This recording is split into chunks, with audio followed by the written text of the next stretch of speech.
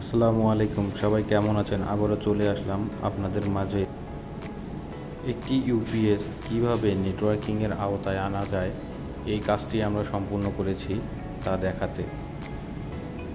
এখানে একটি Snyder UPS দেখতে পাচ্ছেন, যা এমডিবি প্যানেলের সঙ্গে যুক্ত রয়েছে। এই প্যানেলটি আমাদের অফিসে বিভিন্ন অফিস রুম, বিভিন্ন রুমে বিদ্যুৎ সাপ্লাই করা রয়েছে। এই ইউপিএসটির মাধ্যমে আমরা এই সকল রুমে বিদ্যুৎ চলে যাওয়ার পরও আমরা মোটামুটি একটা আধা ঘন্টার ব্যাকআপ পেয়ে যাই। এখানে স্যানিটাইজার যে ইউপিএসটি ব্যবহার করেছি এটি পুরোটাই নেটওয়ার্কিংয়ের আওতায় এনেছি আমরা। এখানে কিছু ইথারনেট পোর্ট দেখতে পাচ্ছেন, যা আমরা ব্যবহার করেছি। ইথারনেট পোর্টগুলোকে সার্ভার রুমের সঙ্গে কানেক্ট করেছি।